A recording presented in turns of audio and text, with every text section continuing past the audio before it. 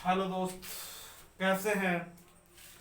हमारे YouTube channel study with Raman Kiran पर आपका हार्दिक स्वागत है। यह चैनल पीसीएस एग्जाम के लिए प्रतिबद्ध चैनल है, सीटेट के लिए प्रतिबद्ध चैनल है। इस चैनल के माध्यम से आप हमारे चैनल से जुड़कर पीएससी का तैयारी कर सकते हैं।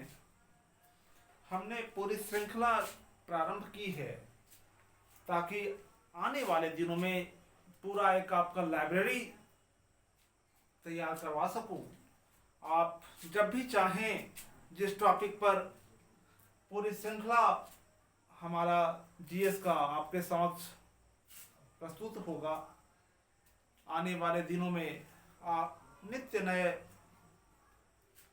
टॉपिक पर हम लेकर के वीडियो सीरीज आएंगे। आप हमारे इस वीडियो सीरीज से जुड़े और लाभ उठाएं। हमने जो YouTube चैनल पर वीडियो देखते हैं प्रायः, वहाँ खासकर हिंदी पट्टियों, बिहार, झारखंड, पूर्वांचल जैसे क्षेत्र के बच्चों का स्थिति को आकलन करते हुए वीडियो नहीं बनाई जाती। हम इस क्षेत्र के बच्चों को लेकर के, मेरा विशेष फोकस इस क्षेत्र के बच्चों पर है। मेरा उद्देश्य ज्यादा सुगम से सुगम शब्दों के जरिए आप तक अपनी बातों को पहुंचाना है। आप यदि उसके बावजूद आपको कोई समस्या रह जाती हो तो आप हमें कमेंट बॉक्स में लिखें, जिससे आपकी समस्या का हम हल कर सकें। आज का हमारा अध्ययन का टॉपिक है पृथ्वी की गतियां।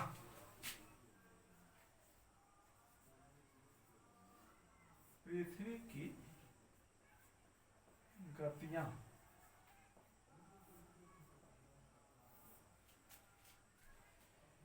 पृथ्वी हमारे सौर मंडल की एकमात्र ग्रह है जिस पर जीवन है। जब हम पृथ्वी की बात करते हैं, ग्रह क्या है?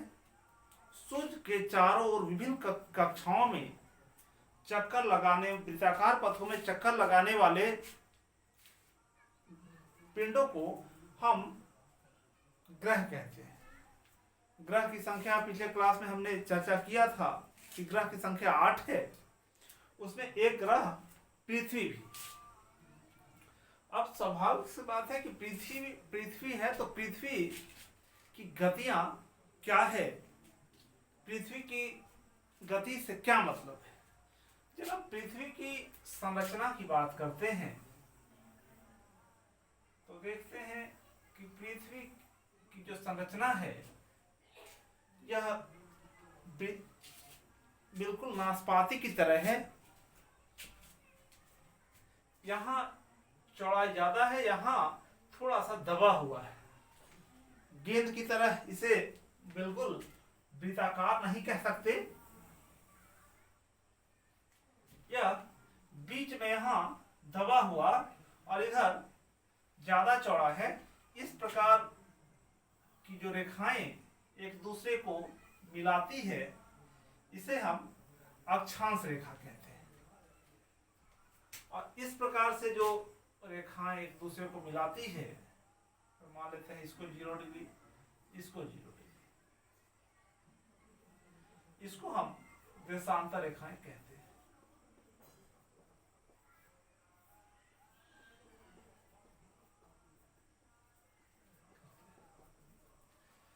अब अक्षांश और देशांतर रेखा की जब हम बात करते हैं, क्योंकि अक्षांश और देशांतर रेखा हमारी समझ में इसलिए आ जानी चाहिए कि जब हम कंसेप्ट बेस्ड पढ़ते हैं तो अक्षांश और देशांतर के आधार पर ही जो रेखा एक दूसरे को उदग्र रूप में मिलाती है इसे हम लंबवत मिलाती है, इसे हम देशांतर कहते हैं, और जो क्षैतिज रूप से गोलाकार पथों में मिलाती है उसे हम अक्षांश रेखा कहते हैं। अब जो मान लेते हैं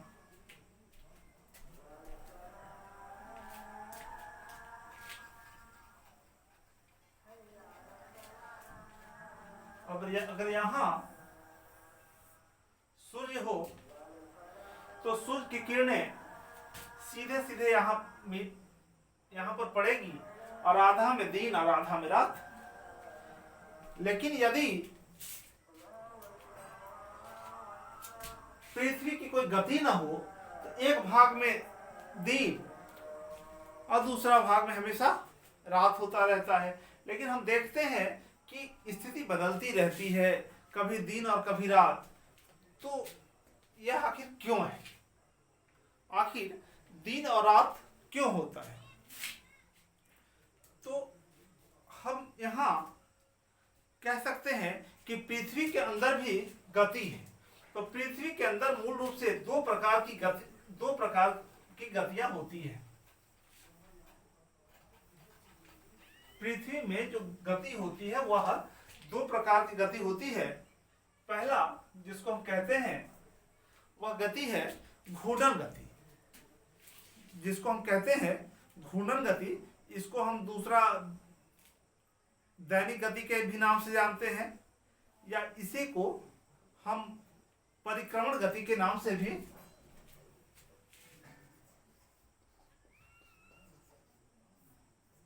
घूर्णन गति, दैनिक गति या परिक्रमण गति के नाम से भी इसको हम जानते हैं। क्या होता है कि पृथ्वी अपने अक्ष पर पश्चिम से पूर्व, यहां हमने जब पश्चिम से पिछले क्लास में पढ़ा था कि इसका जो रोटेशन होता है वह क्या है, पश्चिम से हमेशा पश्चिम से पूर्व। क्या होता है, हमेशा पश्चिम से पूर्व पृथ्वी अपने अक्ष पर पश्चिम से पूर्व लट्टू की भांति घूमती रहती है, जिससे पृथ्वी का घूर्णन या परिक्रमण गति कहते हैं। इसके कारण दिन रात होता है। इस गति को दैनिक गति के नाम से भी जाना जाता है। इस गति को दैनिक गति के नाम से भी जाना जाता है। हम कैसे जान सकते हैं कि पूर्व से पश्चिम ही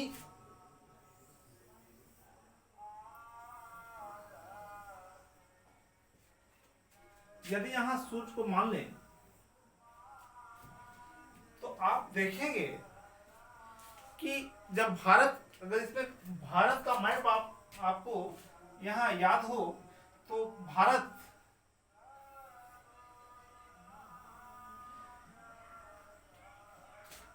उत्तरी अक्षांश में तथा पूर्वी गोलार्ध में स्थित देश है। आप देखेंगे कि अरुणाचल प्रदेश में जो सबसे पूर्वी भाग है वहां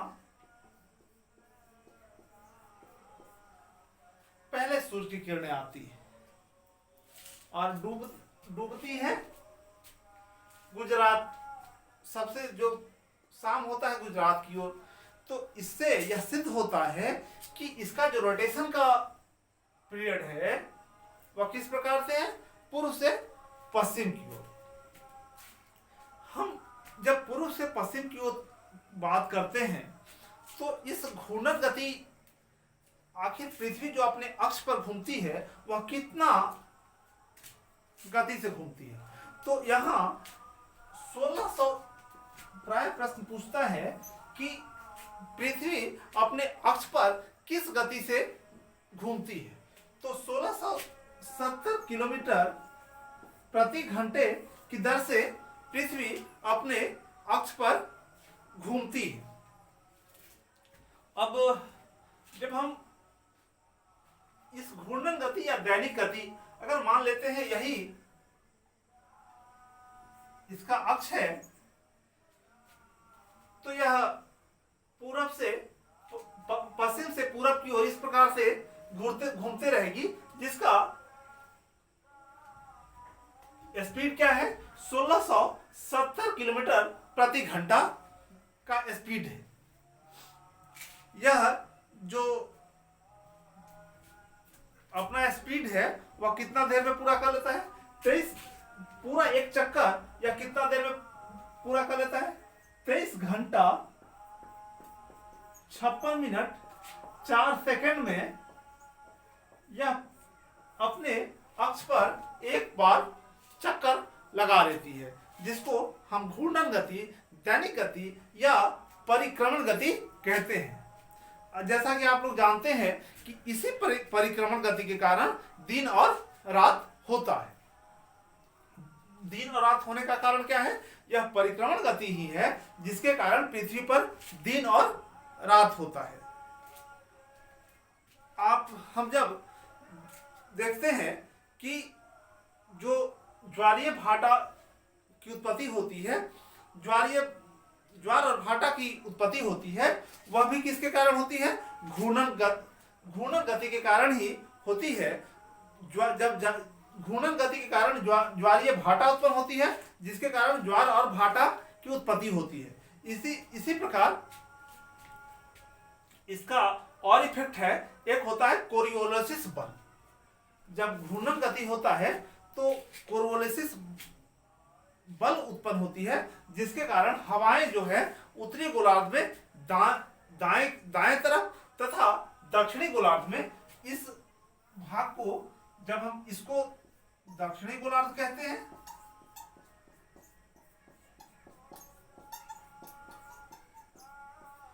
और इसको उत्तरी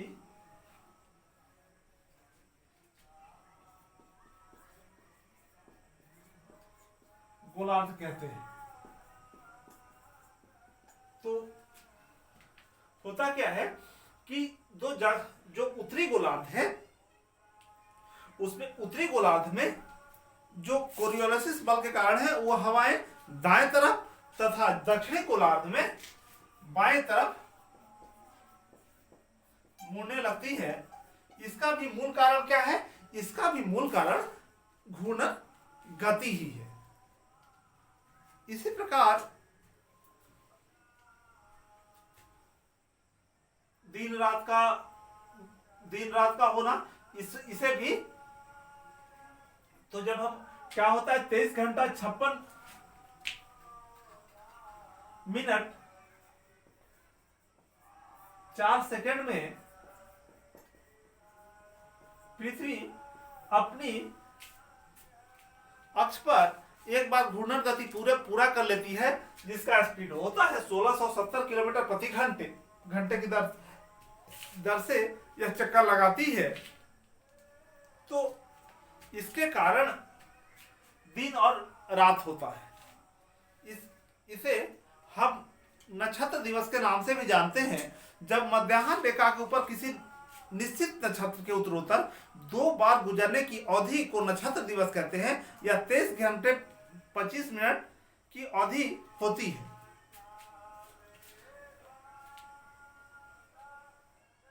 अब है कि इसे जैसे हम सौर दिवस, जब सूर्य को गतिहीन मानकर, जब हम सूर्य को गतिहीन मान लेते हैं कि वह चक्कर नहीं लगा रहा होता है और पृथ्वी इसके प्रति परिक्रमण की गणना दिवसों के रूप में की जाती है, तब सौर दिवस ज्ञात होता है। इसकी अवधि हम 24 घंटा मान लेते हैं। इसकी अवधि हम कितना मान लेते हैं, 24 घंटे की इसकी अवधि मान लेते हैं, जिसे हम सौर दिवस के नाम से जानते हैं।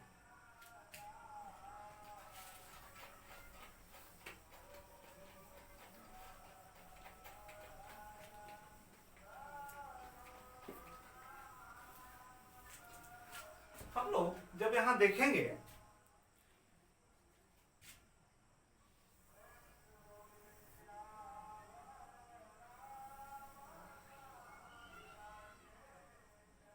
कि जब सूर्य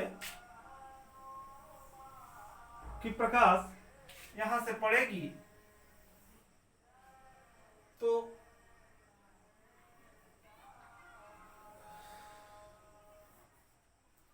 सीधा सीधा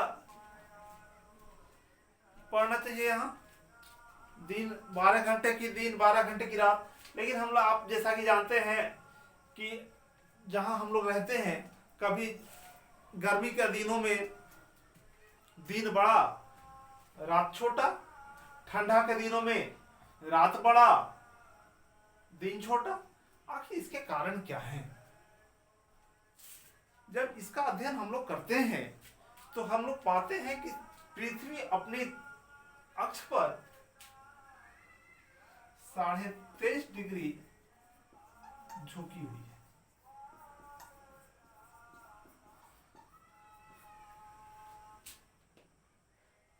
पृथ्वी की अक्षीय झुकाव कितना है? 23.5 डिग्री। पृथ्वी अपने अक्ष पर 23.5 डिग्री झुकी हुई है। पृथ्वी जब 23.5 डिग्री झुकी हुई है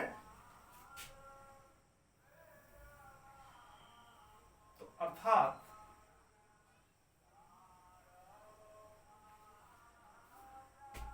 होता क्या है कि 23.5 डिग्री पर झुके होने के कारण अब यहां जब 23.5 डिग्री ये झुकी हुई है तो यहां कितना हो जाएगा? इसको कहते हैं कक्षीय झुकाव।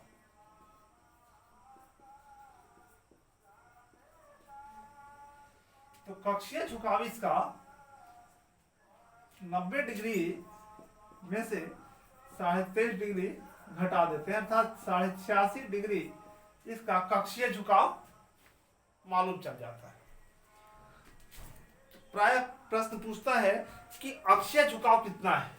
तो अक्षीय झुकाव तो लोग समझ जाते हैं, लेकिन जब कक्षीय झुकाव पूछता है तो यहाँ गलत करके चलाते हैं। तो यहाँ कक्षीय झुकाव कितना है? हमारा कक्षीय झुकाव है 66.5 डिग्री। यह अपने कक्ष पर कितना झुका हुआ है? 66 डिग्री।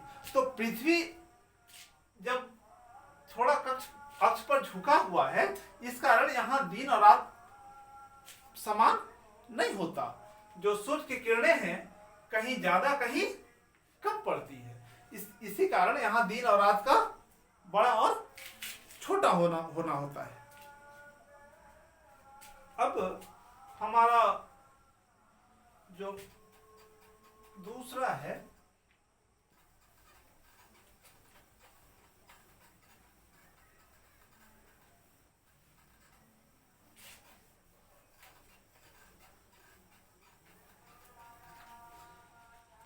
कि परिभ्रमण गति क्या है।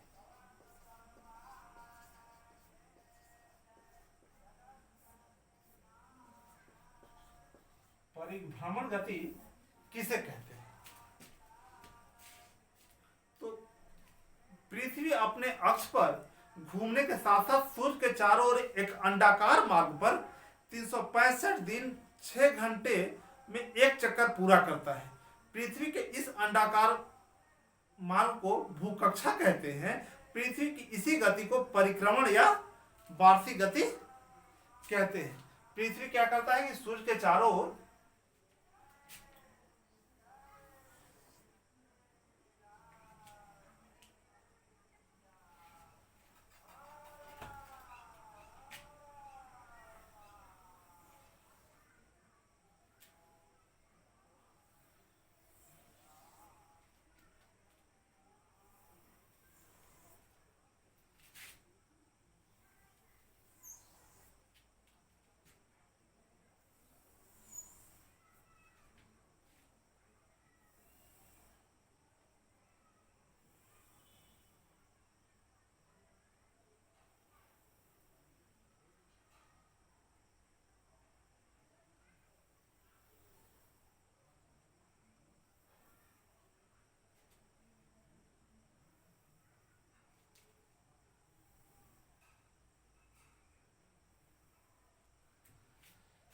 क्या होता है कि यह सूर्य है। सूर्य यहाँ बीच में है। इसके वृत्ताकार पथों पर, जिसे भूकक्षा कहते हैं, इसमें पृथ्वी सूर्य की परिक्रमा करते रहता है। यह परिक्रमा यही जो परिक्रमा करने की करता है, इसी गति को हम परिभ्रमण या वार्षिक गति कहते हैं। परिभ्रमण या वार्षिक गति कहते हैं। इसी गति के कारण दिन रात का बड़ा होना, ऋतु परिवर्तन, कर्क संक्रांति, मकर संक्रांति आदि के कारण यही है। अब इसमें होता क्या है? अब दिन रात का बड़ा और छोटा होना कैसे होता है, वह क्या है, इसको हम समझेंगे। अब यहां मान लेते हैं 21 मार्च, यहां हम मान लेते हैं 21 मार्च और 23 सितंबर।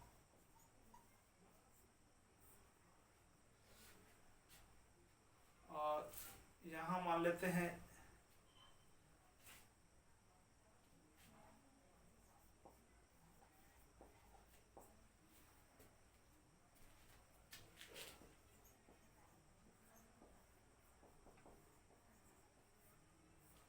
22 दिसंबर। होता क्या है कि चूंकि पृथ्वी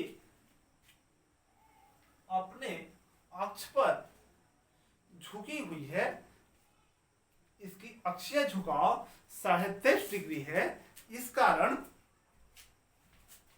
जो बीच वाला ये रेखा है, यह भूमध्य रेखा कहलाता है। भूमध्य रेखा या विषुवत रेखा कहलाता है। यह जो रेखा है वो कर्क रेखा कहलाता है। ये 23.5 डिग्री है। यह जो रेखा है 23.5 डिग्री दक्षिणी, यह मकर रेखा कहलाता है। यह जो रेखा है वह मकर रेखा कहलाती है। जब सूर्य की किरणें पड़ती है तो यहां बीच वाले पोर्शन में लंबवत पड़ती है। इस कारण यहां बीच के भाग में दिन और रात बराबर होता है। इसका जो अक्षीय झुकाव के कारण भी है कि 23.5 डिग्री तक यह जो सूर्य की किरणें हैं वो यहां भी सीधी पड़ती है, यहां भी सीधी पड़ती है। इस कारण यहां का दिन और रात बराबर होता है। लेकिन जैसे जैसे हम इससे आगे की ओर बढ़ते जाते हैं, दिन और रात की अवधि में परिवर्तन होने लगता है। यहां जाते जाते ध्रुव पर एक समय ऐसा आता है कि 6 महीना का दिन और 6 महीना का, दक्षिणी ध्रुव पर अगर 6 महीना का दिन है तो, अगर उत्तरी ध्रुव पर 6 महीना का दिन है तो दक्षिणी ध्रुव पर 6 महीना का रात। उसके नीचे आता है तो 5 महीना, कहीं 4 महीना, कहीं 3 महीना, कहीं 2 महीना। इस प्रकार से 1-1 डिग्री पर यह अंतर नजर आने लगता है। तो यहां जो उत्तरी गोलार्ध में होता है वह क्या है कि 21 मार्च से यहां दिन बड़ा होने लगता है। यहां दिन बड़ा होने लगता है और रातें छोटी होने लगती है। यह स्थिति 23 सितंबर तक यही स्थिति चलता है। 22 दिसंबर को उत्तरी गोलार्ध में रात सबसे लंबी और दिन सबसे छोटा होता है, और 21 जून को दिन सबसे बड़ी और रातें सबसे छोटी होती है। 21 मार्च और जो 23 सितंबर है, इसमें क्या होता है कि दिन और रात बराबर पड़ता है। यहाँ सूर्य की किरणें लंबवत पर चमकती है, इस कारण दोनों यहाँ दोनों इस जगह जो दिन और रात होता है वह समान होता है। ये जो क्या है कि 21 मार्च को हम बसंत विषु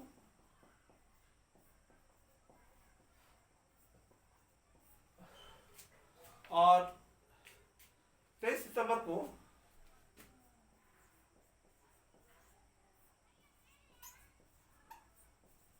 शरद विषु कहते हैं। 23 सितंबर को हम शरद विषु कहते हैं। यहां क्या होता है कि जो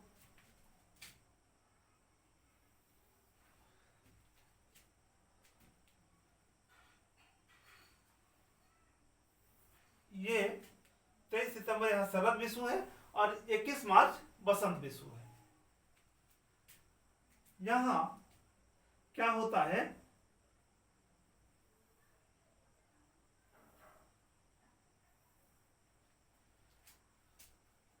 22 दिसंबर को सूर्य मकर रेखा पर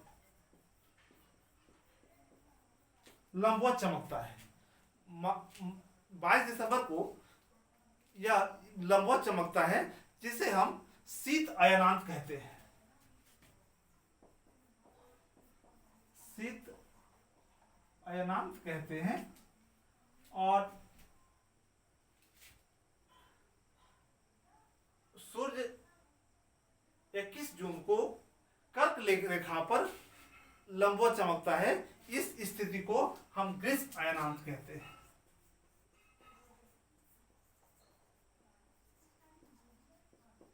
इस स्थिति को हम ग्रीष्म अयनांत कहते हैं। ग्रीष्म अयनांत क्या है? सूर्य की किरणें कर्क रेखा पर लंबवत चमकती है, जिसके कारण 21 जून को उत्तरी ध्रुव में दिन सबसे बड़ा और रातें यहां छोटी होती हैं। इसके विपरीत दक्षिणी ध्रुव में यहां रातें सबसे लंबी और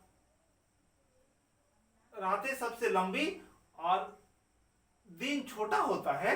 इसे हम ग्रीष्म अयनांत के नाम से जानते हैं। इसके जस्ट विपरीत 22 दिसंबर को दक्षिणी ध्रुव में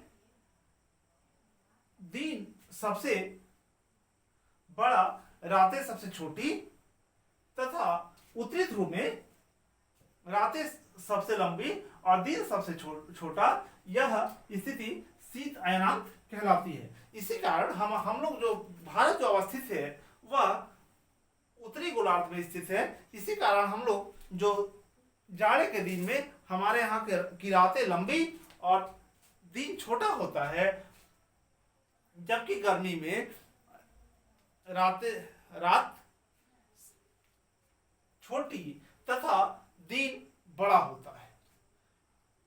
तो जो 21 मार्च का स्थिति है वह बसंत विषु कहलाता है। 23 सितंबर की स्थिति है शरद विषु कहलाता है। 22 दिसंबर की स्थिति शीत अयनांत कहलाती है। 21 जून की स्थिति ग्रीष्म अयनांत के नाम से हम इसको जानते हैं। 21 मार्च का स्थिति स्प्रिंग इक्वेटर भी कहलाता है और 22 सितंबर का जो स्थिति है उसको हम ऑटोमन इक्वेटर भी के नाम से भी जानते हैं। उसी प्रकार उपसौर और अपसौर, एफिलियन और पेरिफिलियन, यह क्या है? पृथ्वी जब सूर्य से अत्यधिक पास होती है तो इसे हम उपसौर कहते हैं। पृथ्वी जब सूर्य के पास होती है तो उसको हम क्या कहते, इस स्थिति को हम क्या कहते हैं? जब पृथ्वी जब सूर्य के अत्यधिक पास होती है तो इसे हम उपसौर कहते हैं। पृथ्वी जब सूर्य के पास होती है तो यह क्या कहलाती है? उपसौर कहलाती है। और यह 3 जनवरी को होता है। यह कब होता है? 3 जनवरी को होता है। 3 जनवरी की स्थिति जब सूर्य पृथ्वी से सबसे नजदीक होती है।